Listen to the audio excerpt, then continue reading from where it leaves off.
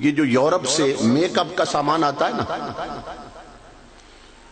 تو جو کمپنیوں کا مالک ہے ایم ٹی گلیز انگریز، اس نے اس حقیقت کو بیان کیا ہے. اس کی جو پوری کتاب ہے کہ اس فیکٹری میں کیا کیا چیزیں بنتی ہیں اور کس کس سے وہ چیزیں بنتی ہیں، میک اپ کا سامان. پروفیسر احمد صقر ہیں بیروت میں، یہ غیرت مند مسلمان، انہیں پتا چلا تو انہوں نے پھر اس کو پوری دنیا میں پھیلایا کہ یہ ہو رہا ہے مسلمان قوم کے ساتھ.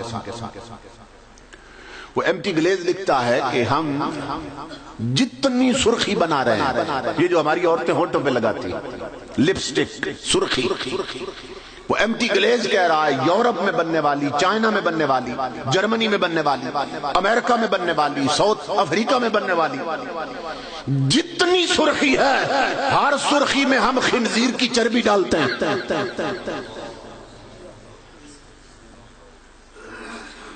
اور اس نے وجہ بتائی ہے کیوں ڈالتے ہیں. وہ کہتا ہے کہ باقی جتنے جانور ہیں نا ان کی بھی چربی ہوتی ہے، لیکن وہ ہم نے تجربہ کر کے دیکھا ہے کہ اگر لپسٹک میں سرخی میں ڈالے نا تو انسانی جسم کی جو حرارت ہوتی ہے، ٹیمپریچر ہوتا ہے، انسانی جسم ہر وقت تھوڑا تھوڑا گرم ہوتا ہے.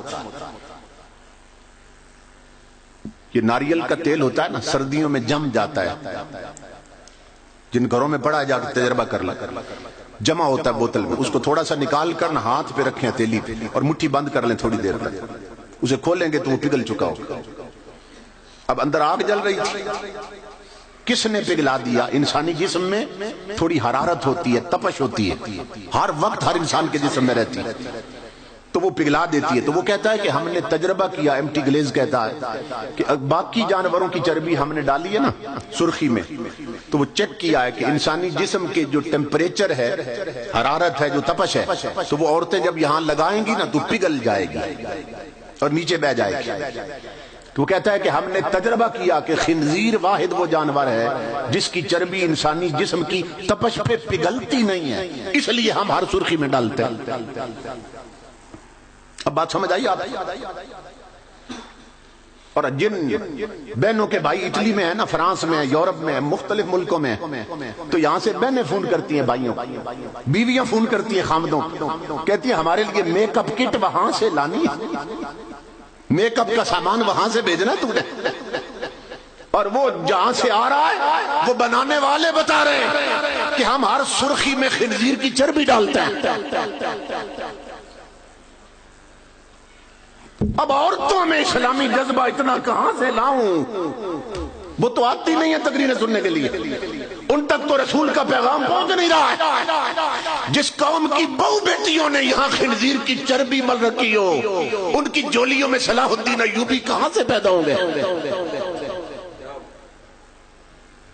ان کی جولیوں میں مجاہد کہاں سے آئیں گے؟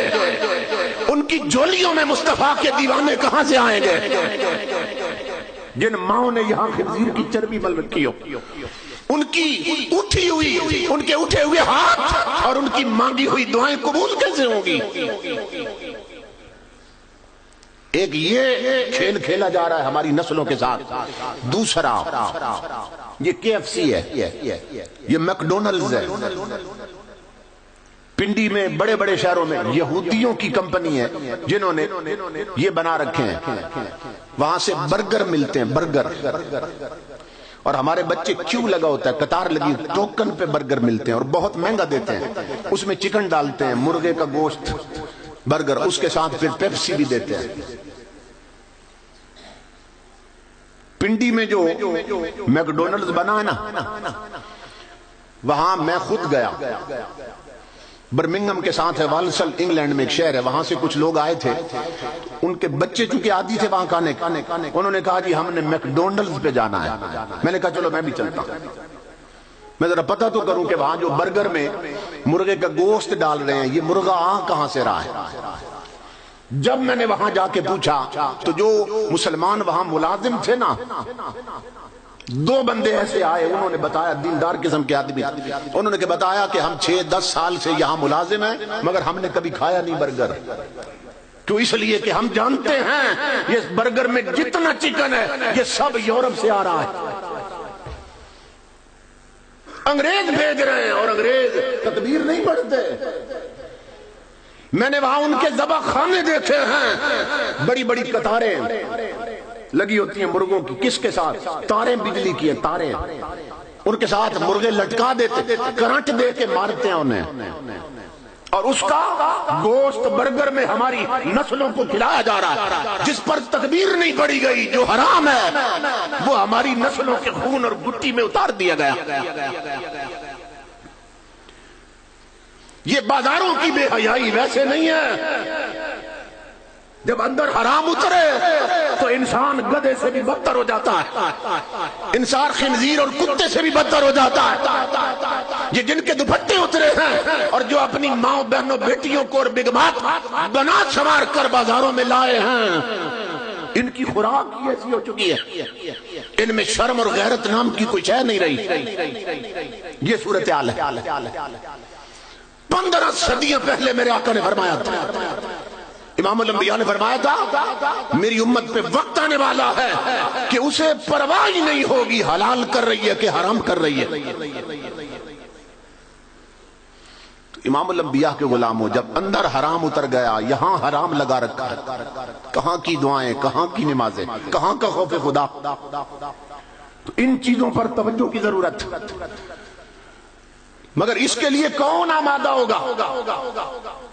کس میں ہمت ہے کہ وہ اپنے گھر کو ان چیزوں سے پاک کر سکے؟ کیونکہ ہم تو بیگمات کے اندر ہے نا، ہم تو بیویوں کے نیچے لگے ہوئے ہیں. امام الانبیاء نے فرمایا تھا، اے مردو، چونکہ سارے مرد بیٹھے ہیں، اپنے نبی کا پیغام سنو.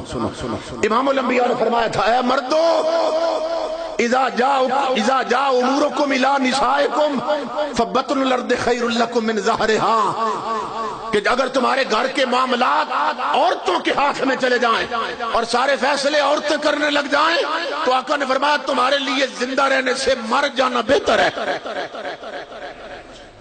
میں نے حدیث پڑھی حضور کی، فرمایا مردوں مردے نہ بننا، غیرت مند مرد بن کے رہنا. آج گھروں کے سارے معاملات عورتوں کے ہاتھ میں چلے گئے. بہو بیٹیوں کی شادی پہ رسمیں کون کون سی ہونی ہیں، یہ فیصلہ عورتیں کرتی ہیں.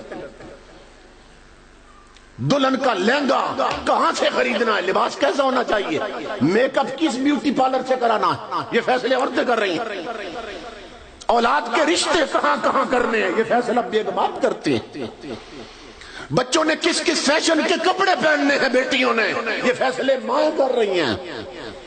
اور میرے آقا نے فرمایا اگر تمہارے معاملات عورتوں کے ہاتھ میں چلے جائیں تو مردوں تمہارے لیے پھر مر جانا بہتر. دل کے پھپولے جل اٹھے سینہ کے داغ سے، اس گھر کو آگ لگ گئی گھر کے چراغ سے. آقا کے ذکر کی مجلس میں آنے والوں، اگر اپنی زندگیوں کو بابرکت بنانا چاہتے ہو،